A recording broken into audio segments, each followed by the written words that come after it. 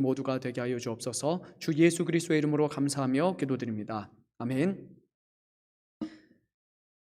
네, 오늘 뒤에서 같이 찬양을 부르는데 너무 이렇게 감사하다라는 생각이 들었습니다. 이제 보면은 젊은 청년분들도 있고 또 이제 나이가 연배가 있으신 분도 있고 저처럼 약간 이렇게 중간에 껴있는 이런 분들도 있고 다양한 세대가 또 한 자리에서 이렇게 하나님을 예배하고 찬양한다라는 것이 참 복되다라는 생각을 했습니다.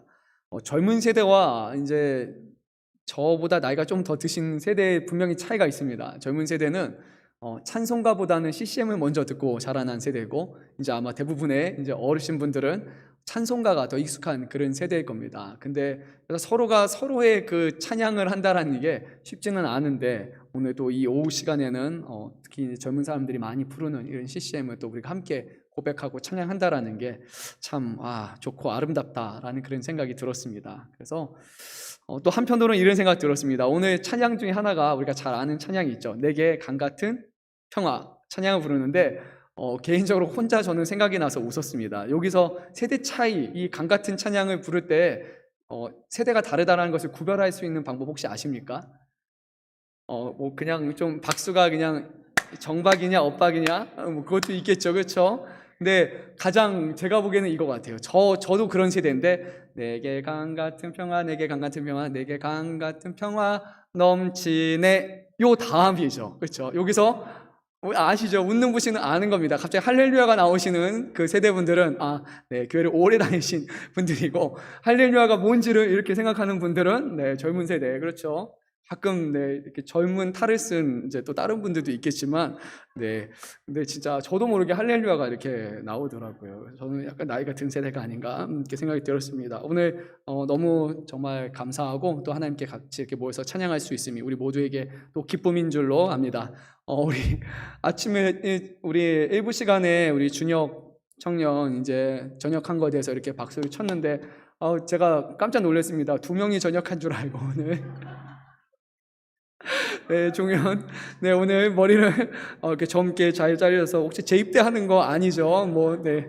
그래요. 그래도 젊어 보여서 참 좋았습니다. 네, 이렇게 함께 이렇게 웃을 수 있다라는 것도 참 좋은 것 같아요. 감사해요. 그렇죠? 그리고 나눌 수 있는 거리를 주셔서. 네, 좋습니다.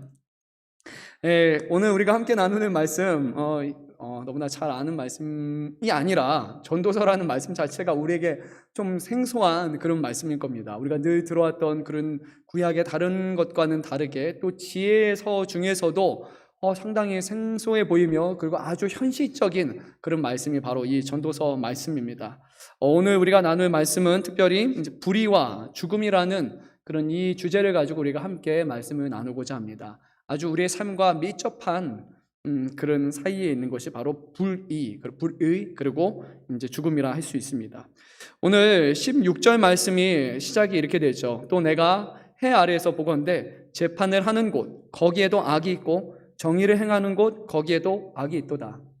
당연히 우리가 생각하는 것, 재판하는 장소에는 악이 있어야 할 장소가 아니라 거기는 무엇이 있어야 되죠? 정의가 있어야 될 자리입니다. 거기서는 의가 드러나야 될 자리입니다. 그런데 솔로몬이 보니까, 사람들의 인생을 보니까 분명히 재판에서 공의를 가리고 정직함을 가려내야 될 그 자리에 의가 아니라 악이 존재한다고 말합니다. 정의를 행해야 되는 그곳에도 분명히 정의가 실현되는 것이 아니라 악이 실현이 되고 있다. 그것이 바로 인간의 삶이고 인생사라고 그렇게 말하고 있습니다. 우리는 재판을 할 때 당연히 그곳에서는 판사들이 지혜를 가지고 시시비를 정확하게 정의로운 것과 정의롭지 않은 것, 옳은 것과 옳지 않은 것을 잘 판단하기를 기대를 합니다. 그런데 실상 우리가 어떤 재판에 대한 결과를 보게 되면 이게 진짜 맞나? 이게 정의가 실현되는 것인가? 라고 그렇게 느끼는 상황을 우리가 종종 경험하게 됩니다. 뭐 어떤 경우냐면 특별히 이제 성적인 범죄에 관련해서 누가 봐도 이거는 엄청난 형을 받아야 될 것 같은데 생각보다 짧은 형을 받는 경우가 있죠. 저도 이제 딸을 둔 입장에서 이런 시대 속에서 우리 딸을 키워낼 수 있을까라는 그런 고민이 들기도 합니다. 감형 요소가 너무 많습니다. 우리가 잘 아는 대로 술 마시면 감형이다. 초범이면 감형이다. 내가 그렇게 하려는 게 아닙니다. 그리고 반성문을 또 많이 쓴다. 또 감형입니다. 정상 참작이 됐다. 그리고 서로 간에 협의가 있었다. 그러면 다 감형됩니다. 엄청난 잘못을 범했는데도 한 사람의 인생은 거의 끝이 나다시피 해서 헤어날 수 없는 충격을 받았음에도 불구하고 이걸로 감형, 저걸로 감형, 저걸로 감형, 저걸로 감형. 과연 누구를 위한 그런 법인지 때로는 의구심을 저는 그렇게 드는 것 같습니다. 정말 정의라고 우리 인간이 정의라는 이름하에 행하는 모든 이들이 과연 다 정의로운가, 공의로운가? 우리는 인생을 살다 보면 분명히 이 부분에 대해서 의문이 들 수밖에 없습니다. 우리가 잘 아는 영화 중에 하나, 이런 영화 있죠. 살인의 추억이라는 영화 혹시 보신 분 계십니까? 살인의 추억? 네, 그렇죠. 손 안 들어도 끄덕끄덕 아시죠? 손 들기 좀 귀찮죠? 근데 아실 겁니다. 살인의 추억. 이 살인의 추억이라는 영화 자체가 화성 연쇄 살인을 이라는 그 사실을 근간으로 해서 이제 나온 영화라고 우리가 알고 있습니다. 그런데 이제 그 화성 연쇄 살인 사건이란 이름이 바뀐 것이 아십니까?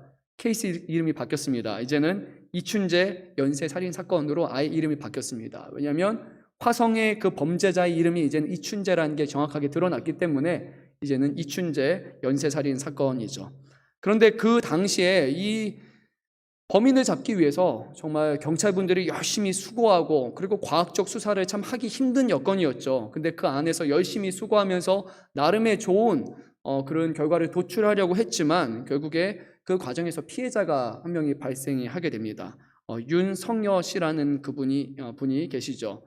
여중생을 성폭행하고 참혹하게 살해한 그런 강력 범죄자라는 그런 이제 누명을 띠게 됩니다. 이분이 32년 만에 자신이 한 잘못이 아니라 이춘재라는 사람이 벌인 범죄라는 것이 32년 만에 드디어 드러나게 되었습니다.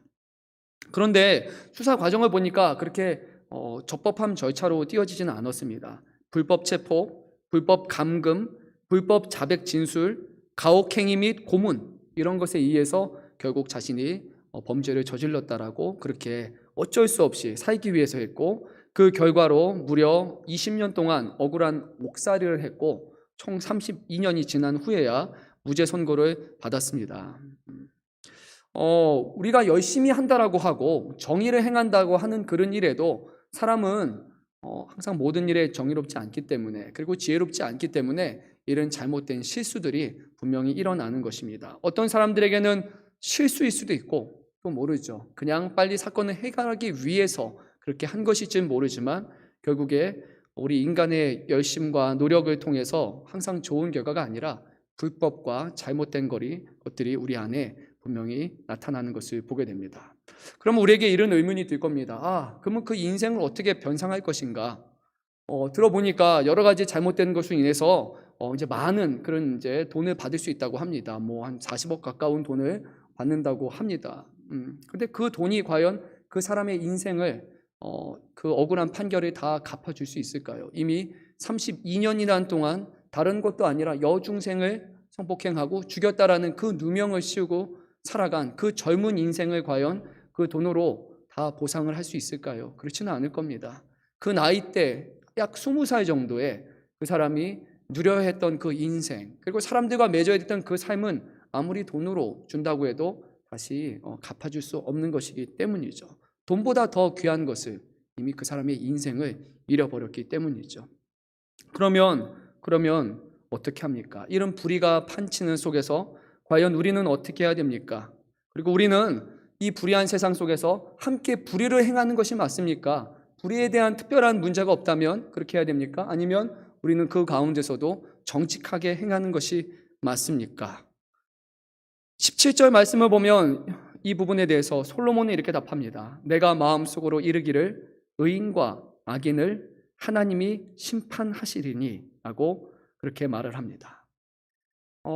불법을 행하는 사람들이 많죠. 이 판결만이 아니라 잘못된 일들을 이미 지금에도 많이 벌이고 있음에도 그것을 통해서 많은 이익을 얻거나 또 그것을 즐겨하는 사람들이 있습니다. 그런데 마지막 때에 그것에 대해서 심판하신 분이 없다라고 생각을 한다면 그러면 그 사람은 그냥 단지 지금 보이는 그런 이득을 위해서 평생을 살아갈 것입니다. 나를 제재할 사람도 없고 특별히 권력이 있거나 힘이 있거나 그리고 가진 돈이 많거나 어떤 독재자거나 평생 내가 죽을 때까지 그냥 내 하고 싶은 대로 살아갈 수 있는 그런 어마어마한 힘이 있는 사람들이라면, 뭐 북쪽이라고 할 수도 있겠죠. 그런 사람이라면 그렇게 충분히 마음 먹을 수도 있을 것입니다. 누가 그것을 제재하고 막을 수 있겠습니까? 오늘 솔로몬은 이렇게 말합니다. 그것을 제재할 수 있는 분이 바로 하나님이시다라고 말씀을 합니다. 지금 보이기에는 의인과 악인이 그냥 별반 차이 없는 것처럼 그냥 살아가는 것 같지만 마지막 때가 되면 하나님의 심판이 반드시 있을 것이다 라고 말합니다. 17절 말씀을 잘 보면 하나님이 심판하시는 것은 악인만 심판하지 않습니다. 의인과 악인을 하나님이 둘 다 심판을 하신다고 합니다. 좀 이해가 안 되죠. 아니, 의인을 왜 심판하십니까? 악인만 심판하셔야 되죠. 그런데 마지막 때가 되면 의인과 악인이 다 하나님의 법정 앞에 서게 설 것이고, 의인은 의로운 판결에 대한 심판을 받아서 그의 공로와 그가 행한 일들이 인정받게 돼서 하나님이 주시는 상급을 받게 될 것이고, 악인은 이 땅에서 그가 벌인 모든 죄에 대한 그 형벌이 하나하나도 잊지 아니하시는 그 하나님이 다 기억하시고 셈하시고 심판을 하셔서 영원한 처벌을 받게 된다고 성경은 말씀하고 있습니다. 그것을 아마 잘 보여주는 말씀이 시편 23편에서 의인이 원수의 앞에서 하나님이 주시는 그 상을 그게 상 누림을 당하는 그 말씀이 아마 이것에 해당할 것입니다. 모든 일과 모든 행동을 분명히 판단하실 때가 있다고 말합니다. 이것은 하나님만이 하실 수 있는 것입니다. 잘못된 거, 드러난 거 한두 개만 하나님을 판단하시고 심판하시는 것이 아닙니다. 우리가 보기에 정말 악하다, 그것만 심판하신 것이 아니라 오늘 말씀을 보면 우리가 평생을 살아오면서 했던 모든 것들을 하나님은 하나도 잊어버리 아니시고 그것을 다 기억하실 것이고, 그 모든 일과 모든 행동에 대해서 다 판단을 하신다고 말씀합니다. 모든 일과 모든 행동, 그 차이가 과연 무엇일까요? 일은 어떤 우리가 벌이는 그 일 자체를 의미합니다. 그러니까 일에는 처음부터 애초에 선한 일이 있고 악한 일이 있습니다. 시작을 할 때 악한 의도를 가진 그런 일이 있는데, 그런데 악한 일이라 할지라도 그것을 통해서 우리가 선한 행동으로 그것이 바뀔 수도 있습니다. 아주 선한 행동인데도, 선한 일인데도 불구하고 우리가 선한 일을 선하게 행하지 않고 악하게 행할 수도 있습니다. 무슨 말이냐면 제가 한번 예를 들도록 하겠습니다. 선한 것에 대해서 악하게 행한 것, 이것을 제 기준으로 악하게 말할 수는 없지만 예로 조심스럽게 제가 말씀을 드리니까 감안해서 들으시면 좋을 것 같습니다. 1992년 1월 8일, 이 혹시 무슨 날인지 아시는 분 계십니까? 1992년 1월 8일. 거의 없죠. 네, 우리가 잘 아는 일본군 성노예 위안부라고 불리는 그런 일이 역사적으로 있었고, 그리고 이 날 1992년 1월 8일부터 매주 수요일마다 이제 집회를 엽니다. 그게 올해로 벌써 32년이 됐고 1월 8일을 기준으로 이제 1525번을 가졌습니다. 이것에 대해서 마음이 모이는 사람들, 이것을 억울함에 대해서 호소하고 정말 정당한 그런 보상을 받기를 원하는 사람들이 이 집회를 계속해서 지금 열고 있습니다. 그런데 한 2년 정도 전에 한 가지 문제가 생겼습니다. 우리가 언론에 대해서 이렇게 드러났던 사실인데, 정의연대에서 이 후원금에 대해서 횡령한 것에 대한 의혹이 이제 불거지게 됐습니다. 아직 정확한 판결은 나지 않았습니다. 지금 1심까지 나왔고, 그런데 6개 혐의에 대해서 8개 죄명으로 이제 기소가 되었죠. 그러고 나서부터 이제 문제가 생기기 시작했습니다. 이 억울함에 대해서, 이 위안부 문제에 대해서 사람들에게 알리는 것, 이것은 선한 것입니까? 악한 것입니까? 제 기준으로 볼 때는 선한 것 같습니다. 억울함을 호소하고 알리고 그런 일들이 다른 데서 자행되지 않도록, 힘과 무력이라는 이름 앞에 힘이 없는 나라에서 이런 일들이 발생하지 않도록 그 당시에 말할 수 있는 힘과 권한도 없었던 여성들의 대변에서 이렇게 말하는 것은 저는 아주 선한 일이라고 저 개인적으로 생각을 합니다. 그런데 이제 문제는 후원금에 대해서 잘못 사용하는 일이 벌어지게 됐고 결국 거기서 악이 행해지게 된 것이죠. 그 결과가 지금 어떤지 혹시 아십니까? 지금 이제 그것이 정치적인 문제로 번지기 시작을 해서 이제 극우 성향 단체에서 이제 요즘에 이것에 대해서 왜 정확한 판결이 일어나지 않느냐, 그 일을 한 사람들에 대해서 정확한 판결이 일어날 때까지 우리는 이것을 받아들일 수 없다라고 얘기를 하기 시작했습니다. 그들만의 이유가 있는 것입니다. 그래서 계속해서 해왔던 그 자리에서 이제는 집회를 갖지 못합니다. 28년 동안 한 자리에서 계속해서 집회를 했었는데 이제는 그 자리에 이제 다른 잔체가 먼저 집회를 신고해서 들어와서 1년 반이 넘게 계속해서 거기서 집회를 갖지 못한다고 합니다. 선한 일에 대해서 악한 것으로 결론을 맺게 되고 결국에 이제는 이런 얘기까지 떠돌게 되었죠. 과연 이 수요 집회를 계속해서 우리가 해야 되느냐 말아야 되느냐, 제대로 열 수 있느냐 말아야 되느냐. 잘못된 행동에 의해서 선한 것이 이제는 사라질 위기가 되는 일들이 일어난다는 것이죠. 2017년 또 1월 15일 대전예보에서 이런 일이 있었습니다. 불우이웃 돕기 성금을 빼돌린 그런 시중은행 직원들이 적발이 됐습니다. 어떤 일이었냐면 2011년 1월부터 2015년 11월까지 이름을 언급하면 안 되지만 어디 하나로마트로부터 이제 불우이웃 돕기 사업에 필요한 그런 쌀과 김치를 계속해서 이제 공급을 받아왔습니다. 여기는 나쁜 곳이 아니죠. 그런데 이제 거기서 일종의 모의가 있었고 이 적당히 사람들에게 가야 될 그것이 다른 방식으로 횡령이 일어나고 수치를 더 부풀리게 되고 그래서 그 결과 약 1억 6천만 원이라는 그 돈이 다른 곳으로 부정하게 쓰이게 됐습니다. 근데 중요한 것은 그 액수가 문제가 아니죠. 뭐 1억 6천만 원 어떤 사람한테는 엄청 큰 돈이고 어떤 사람한테는 뭐 그 정도 횡령 별거 아니다라고 여길 수 있을 겁니다. 그런데 이런 불우이웃 돕기 성금에 대한 횡령이 일어나면 그러면 불우이웃 돕기에 참여하는 사람들의 마음이 어떻게 됩니까? 열심히 내가 참여해서 했는데 이게 정당한 곳으로 가지 않겠구나라는 그런 인식이 우리에게 생겨나기 시작합니다. 이것은 한두 번 있었던 일이 아닙니다. 지금 여러 가지 그런 성금에 대해서 횡령들과 잘못된 사용들이 일어났기 때문에 사람들이 이제는 우리가 내면 안 되겠다, 믿을 곳이 없다라는 인식이 사람들 안에 생겨지게 되는 것이죠. 아주 선한 일을 위해서 힘든 사람들을 돕기 위한 것이었지만 사람들이 이것을 악하게 사용했을 때 그 결과로 이제는 선한 일을 행하지 못한 이들이 지금도 이 땅에서 많이 일어나고 있다는 겁니다. 이런 경우도 있습니다. 악한 일에 대해서 선하게 하는, 그래서 그 안에 내용을 뒤집는 사례도 있습니다. 단적인 예로는 내부 고발이라고 할 수 있겠죠. 이게 무조건 좋은 건 아니지만 정말 잘못된 것에 대해서 회사 안에서 내부 고발을 하는 사례들이 있는데 2021년 12월 7일자 한경닷컴에 따르면 이런 일이 하나 있었습니다. 차 중에 자동으로 가는 차 혹시 어느 회사 건지 아는 분 있습니까? 지금 외국에서 시작을 해서 태로 시작하는 회사 혹시 아닙니까? 무인으로 이제 막 이렇게 되는데 한국에서는 완전 자율은 안 되지만 근데 가끔 보이죠. 테슬라라고 하는 그 자동차 상당히 좋아 보이는데 테슬라 회사 측에서 이제 태양광 패널 시스템 그 부분에 대해서 어떤 결합에 관련된 부분이 아주 큰 위험이 있는데 그 위험 요소에 대해서 수년간 이제 감춰온 사례가 이번에 적발이 됐습니다. 근데 외부에서 적발을 한 것이 아니라 내부 고발로 인해서 그 문제가 있다는 것이 이제 수면에 드러나게 됐습니다. 이게 어떤 문제가 있냐면 여기에 주식을 투자하는 사람들은 그 안에 감춰놓은 정보가 있었기 때문에 나중에 드러나게 되면 주식이 어떻게 되죠?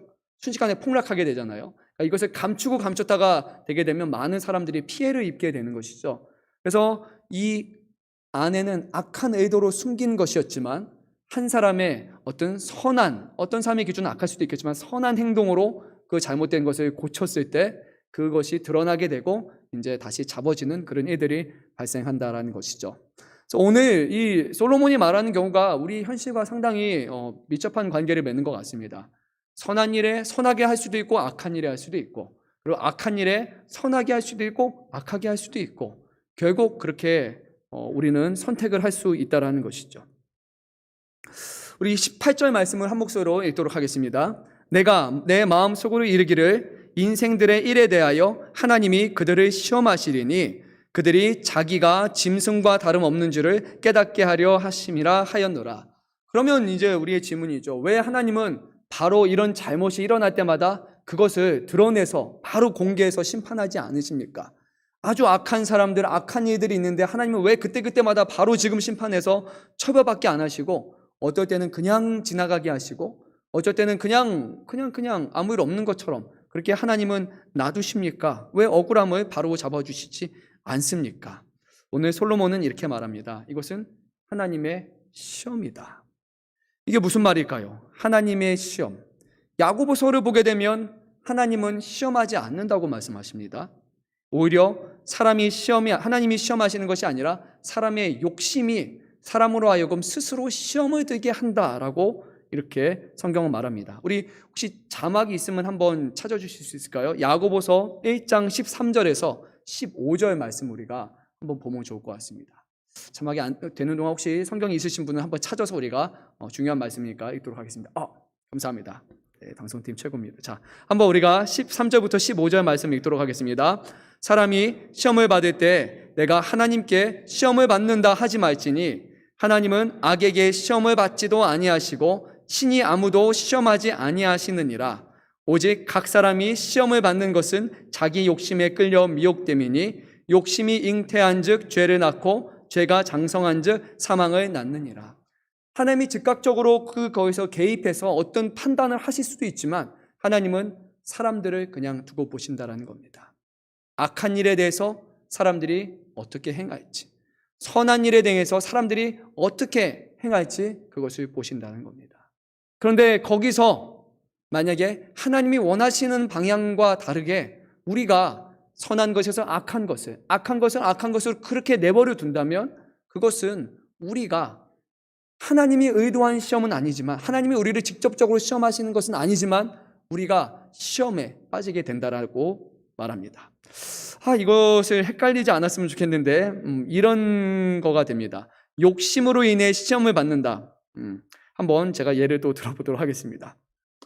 음식점에 가서 식사를 계산을 했습니다. 현금을 냈습니다. 저 비싼 음식이었어요. 5만 원짜리 내고 보니까 한 8천 원 정도를 이제 거슬러 받아야 됩니다. 그런데 너무 가게가 바쁘다 보니까 주인분들이 이제 우리가 8천 원을 받아야 되는데 실수로 5천 원, 3천 원을 줘야 될 것에 5만 원, 3천 원을 준 겁니다. 여러분이 만약에 받았다고 생각해 보십시오. 어떤 기분이겠습니까? 뭐가 맞죠? 모르십니까? 혹시? 아시잖아요. 그렇죠? 이게 혹시 우리에게 시험을 가져다 줄 만한 것입니까?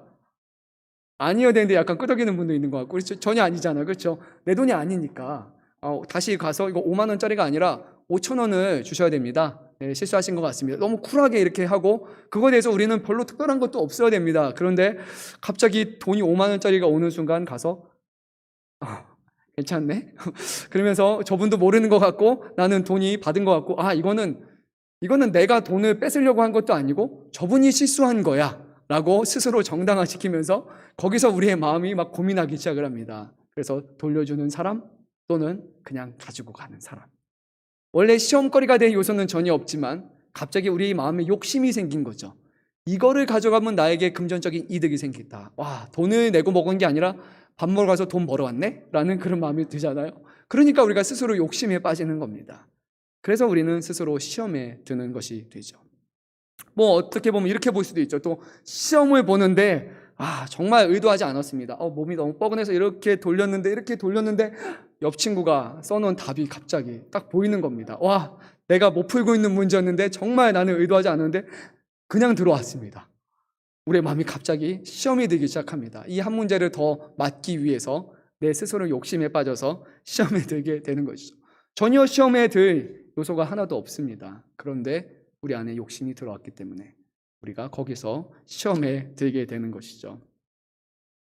그런데 하나님은 이 모든 것에 즉각적으로 심판하지 않습니다. 하나님은 두고 보십니다. 복음서의 기록에 따르면 혹시라도 그 악한 것을 떼다가 우리 선한 사람들이 다칠까 봐라고 그렇게 말씀을 하시기도 하고, 또는 하나님께서 우리가 그 가운데서도 하나님을 바라보며 온전히 시험에 들지 않고 바른 길을 가는지, 아니면 하나님을 모르는 사람처럼 악한 길에 빠져서 살아가는지 하나님은 그것을 보시기 위해서 가만히 내버려 두신다는 것이죠. 오늘 말씀을 보게 되면 18절 말씀에서 또 한 가지 우리에게 말합니다. 하나님이 우리를 내버려 두시는 이유 중 하나는 사람이 하나님처럼 영원히 사는 사람들이 아니라 동물과 같이 결국 유한한 존재라는 것을 깨닫게 하시기 위함이다라고 이렇게 말합니다. 그러니까 우리는 때가 되면 결국 죽는 존재입니다. 그런데 우리는 죽을 사람처럼 살아가지 않습니다. 죽음을 생각보다 우리는 생각하지 않습니다. 죽음이란 아마 운이 없어서, 그래서 누군가에게 찾아오는 것처럼 여기거나, 우리가 정말 늙어서 나이가 이제 연수가 다 찬 후에야 우리에게 찾아오는 그런 원치 않는 손님인 것처럼 우리는 여기죠. 그런데 실상 죽음이란 우리의 평생 우리 곁에 있는 인생의 동반자와 같습니다. 우리는 날마다 죽음을 향해 더욱더 가까이 가는 사람이죠. 마지막 때가 되면 우리는 다 흙으로 돌아가서 짐승과 같이, 동물과 같이 모두 다 죽어버릴 사람이라는 것입니다. 하나님은 우리가 마지막 때에 심판 때가 있다는 것을, 마지막 하나님이 모든 것을 분별하신다는 것을 과연 우리가 염두에 두며 살아가는지, 아니면 우리가 그냥 죽음, 오늘 죽든 언제 죽든 이 죽음이 끝이라고 여기면서 우리의 마음대로 그냥 살기를 살아가는지, 그것을 우리에게 두 쪽을 두신 채 우리에게 내버려 두시며 마지막에 그것을 심판하신다라는 것입니다. 동물과 우리 모두 결국 죽으면 다 생명이 끝나게 되지만, 그런데 분명 극명한 차이가 하나 있습니다. 우리 21절 말씀을 좀 건너뛰어서 21절 말씀을 한 목소리로 읽도록 하겠습니다. 인생들의 혼은 위로 올라가고 짐승들의 혼은 아래 곧 땅으로 내려가는지를 누가 알랴. 어렸을 때 제가 상당히 궁금했던 내용입니다. 하나님, 동물들의 죽음은 어디로 갑니까? 내가 너무 사랑하고 내가 이뻐하는 동물이 죽으면 천국에 갑니까? 아니면 동물은 그냥 끝납니까? 궁금해하신 분 혹시 계십니까? 착한 동물들, 내가 좋아하는 동물들 어떻게 됩니까? 오늘 말씀을 보면 짐승의 혼은 아래 곧 땅으로 내려간다고 말합니다. 이것은 동물이 지옥으로 간다라는 그런 의미가 아니라 동물은 죽음은 거기서 끝이라는 것입니다. 그런데 사람은 다르다고 말합니다. 인생들의 혼은 어디로 올라갑니까?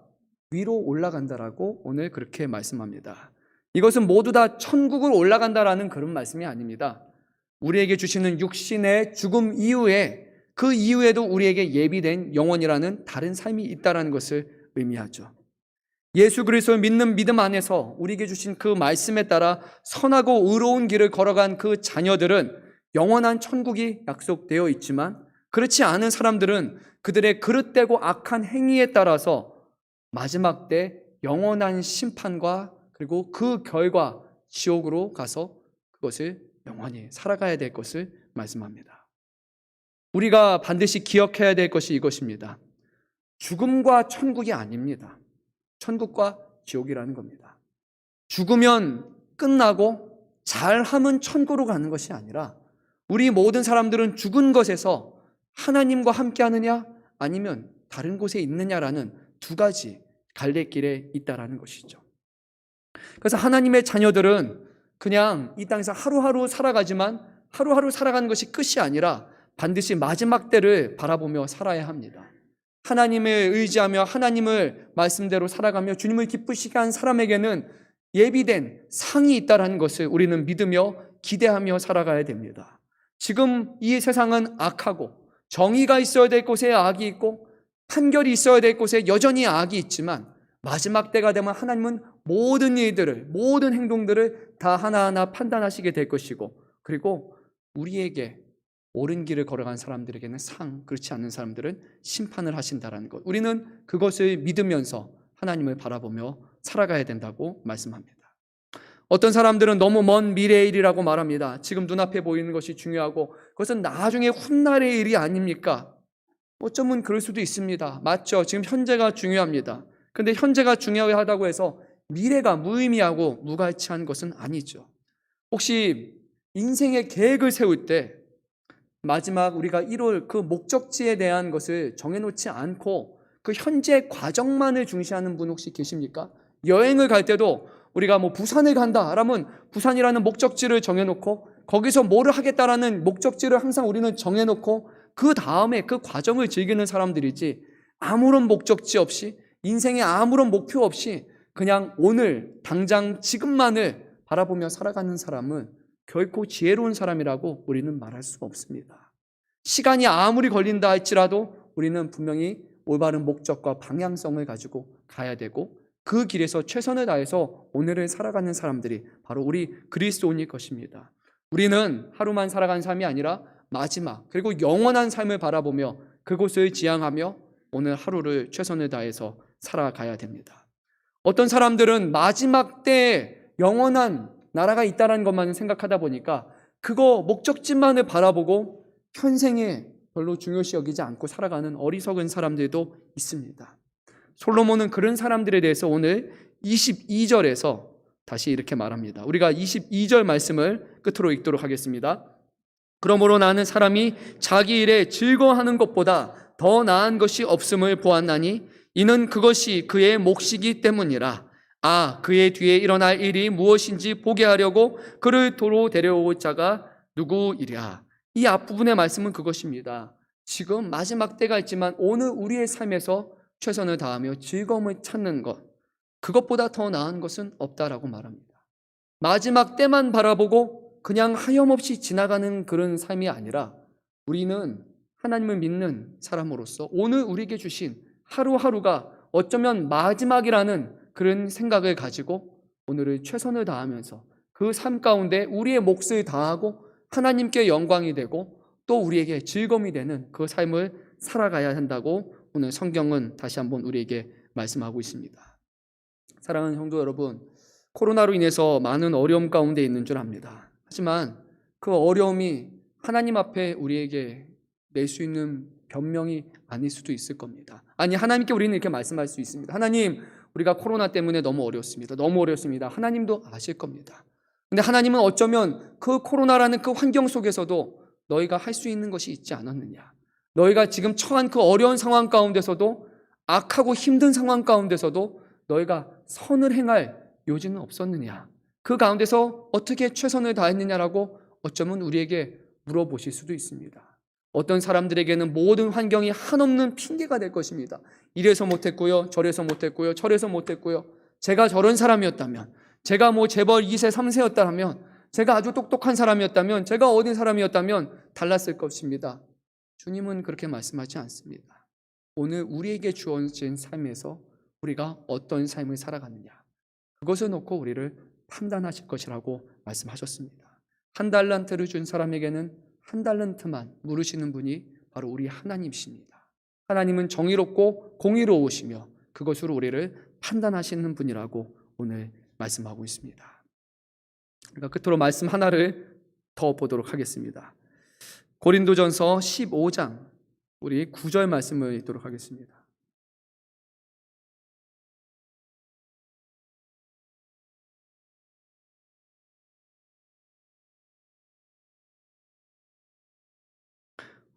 고린도전서 15장 우리 9절부터 25절까지의 말씀을 또박또박 우리가 함께 읽도록 하겠습니다. 만일 그리스도 안에서 고린도전서, 네, 맞죠? 15장 19절. 19절. 네. 19절입니다. 네, 죄송합니다. 한 목소리 읽겠습니다. 만일 그리스도 안에서 우리가 바라는 것이 다만 이 세상의 삶뿐이면 모든 사람 가운데 우리가 더욱 불쌍한 자이리라. 그러나 이제 그리스도께서 죽은 자 가운데서 다시 살아나사 잠자는 자들의 첫 열매가 되셨도다. 사망이 한 사람으로 말미암았으니 죽은 자의 부활도 한 사람으로 말미암는도다. 아담 안에서 모든 사람이 죽은 것 같이 그리스도 안에서 모든 사람이 삶을 얻으리라. 그러나 각각 자기 차례대로 되리니 먼저는 첫 열매인 그리스도요, 다음에는 그가 강림하실 때 그리스도에게 속한 자요, 그 후에는 마지막이니 그가 모든 통치와 모든 권세와 능력을 멸하시고 나라를 아버지 하나님께 바치실 때라. 그가 모든 원수를 그 발 아래에 둘 때까지 반드시 왕노릇 하시리니. 아멘. 사도 바울이 고린도 교회에게 보내는 서신이었습니다. 만약에 이 세상의 삶이 끝이라면, 우리가 바라는 것이 단순히 이 세상의 삶이 끝이라면 우리는 어떤 사람이라고 말합니까? 모든 사람 가운데 우리가 더욱 불쌍한 자니라 라고 말합니다. 만약에 이 땅이 끝이라면요, 그런데 사도 바울은 그렇지 않다고 말합니다. 그리스도께서 죽은 자 가운데서 다시 살아나셔서 잠자는 사람들의 첫 열매, 부활의 열매가 되셨고, 이제 한 사람으로 말미암아 이 세상에 사망이 있었던 것 같이 이제는 한 사람으로 말미암아 예수 그리스도로 말미암아 우리에게 부활의 소망이 생겼고, 이제 그분을 믿는 사람들은 마지막 때를 기다리며 살아갈 수 있다라고 말합니다. 그래서 우리는 더욱 불쌍한 사람이 아니라 마지막 때 하나님의 영광의 편에 서서 함께 왕노릇하는 자들이라고 그렇게 성경은 우리에게 말씀하고 있습니다. 지금 우리에게 주어진 삶 가운데 원망과 불평과 힘듭니다 라는 그런 마음보다, 그래도 우리가 하나님의 아들이신 예수 그리스도의 생명으로 말미암아 우리가 영원한 소망을 갖게 된 사람이라고 다시 한번 우리 마음속에 그것을 확신하고 또 기뻐하고 감사함으로써 우리가 마지막 때 우리에게 상 주실 이이신 그분을 바라보고 소망하며 오늘 하루를 살아갈 수 있기를 간절히 소망합니다. 우리 금천양문교회 모든 성도 여러분, 2022년도 우리에게 그렇게 밝은 한 해가 우리에게 이미 이렇게 밝은 한 해가 예비되었다고 말할 수는 없을 겁니다. 하지만 하나님께서 모든 어려운 상황 가운데 우리의 형편을 아시고 우리를 돌보시고 함께 하신다는 것을 믿으면서, 그리고 그 믿음으로 올 한 해도 열심히 우리에게 주어진 하루하루를 수고하며 또 하나님의 나라를 바라보며 살아가는 저와 여러분 되시기를 간절히